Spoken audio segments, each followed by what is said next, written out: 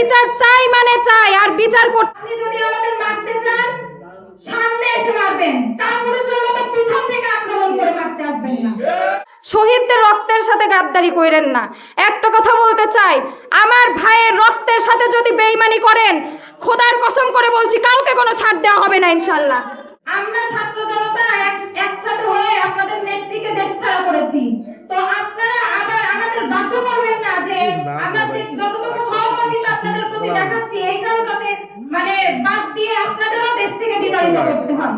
তারা নির্দিষ্ট কোনো দলের না, আমরা সবাই একটা বৈষম্যহীন স্বৈরাচার মুক্ত বাংলাদেশের স্বপ্নে রাজপথে নেমেছিলাম,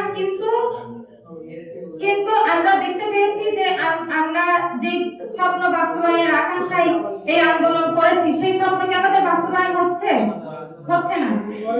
উপদেষ্টারা যারা ছিল এবং বর্তমান সরকার যারা আছে, আমি আপনাদের একটা প্রশ্ন রাখতে চাই প্রত্যেকটা রাজনৈতিক দলের কাছে, জুলাই গণঅভ্যুত্থানে শহীদদের যে মামলাগুলো আছে কয়জন আসামিকে গ্রেফতার করা হয়েছে, বরং একের পর এক সকলে জামিন পেয়ে যাচ্ছে, এবং আমাদের আবারও সেই আগের মতো আমাদের ভয় দেখানো হচ্ছে, গুমের, খুনের এবং আমাদের ধর্ষণের পর্যন্ত হুমকি দেওয়া হচ্ছে। কিন্তু আমরা একটা কথা আপনাদের বলতে চাই, আমরা ভয় পাই না, আমরা শহীদ শরীফ ওসমান হাদির অনুসারী, ভয় পাই না মৃত্যুকে। আপনি যদি আমাদের মারতে চান সামনে এসে মারবেন, তারপরে সবাই পিছন থেকে আক্রমণ করে মারতে আসবেন না। আমরা আপনাদের কোনো ভয় পাই না, আপনাদের নেত্রী পালায়ে গেছে, আপনারা কিছু মানুষ এখন এখানে আছে মানে ঘাপটি মেরে লুকিয়ে থাকে, একে ওকে ভয় দেখাচ্ছে। তো আমি আপনাদের হুঁশিয়ারি করে বলতে চাই, আমরা ছাত্র জনতা একসাথে হয়ে আপনাদের নেত্রীকে দেশ ছাড়া করেছি, তো আপনারা আবার আমাদের বাধ্য করবেন না যে আমরা যতটুকু সহমর্মিতা আপনাদের প্রতি দেখাচ্ছি এইটাও যাতে মানে বাদ দিয়ে আপনাদেরও দেশ থেকে বিতাড়িত করতে হয়।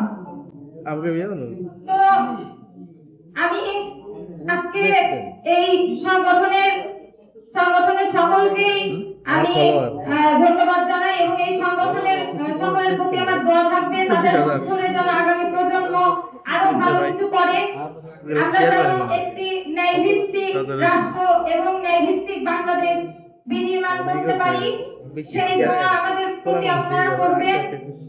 এবং আমি সর্বশেষ আজকে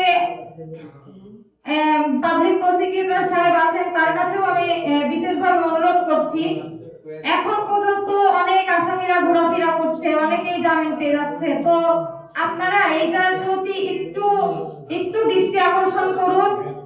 শহীদ সহ আমাদের শহীদ শরীফ ওসমান বিন হাদি ভাইকে, যার হত্যার বিচার আজও করা হয়নি। শহীদ শরীফ ওসমান হাদি ছিলেন বাংলাদেশে এবং ভারতের আধিপত্যবাদের বিরুদ্ধে বুক চিতিয়ে দেওয়া এক সাহস, যে সাহস আজ ভয় হয়ে দাঁড়িয়েছিল ভারতের দালালদের জন্য। একটা কথা বলতে চাই, বাংলাদেশে কোনো ভারতীয় দালালের জায়গা হবে না। এই বাংলাদেশে আমার ভাইরা রক্ত দিয়ে আপনাদের ক্ষমতায় বসিয়েছে, শুধুমাত্র বসে থেকে তামাশা দেখার জন্য না, তাদের বিচার করার জন্য।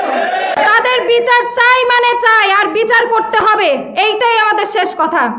তো সবাইকে আমি আহ্বান করি, আপনারা সবাই জুলাইতে যেমন সবাই একসাথে ছিলেন, এবং আমি দেখেছি জুলাইতে বাংলাদেশ ইসলামী ছাত্র শিবিরের অনেক ভাই শহীদ হয়েছে, বাংলাদেশ জাতীয়তাবাদী ছাত্র দলের এখনো ভিডিওতে আসে অনেক ভাই হসপিটালে আহত হয়ে কাতরাচ্ছে, জাতীয়তাবাদী ছাত্র দলের অনেকেই শহীদ আছে, বিএনপি থেকেও অনেকেই নির্যাতিত হয়েছে। তো আপনারা না অতীত ভুলে যায়েন না, এখন আপনারা ক্ষমতায় আছেন, আপনারা বাংলাদেশটা সুন্দর করুন।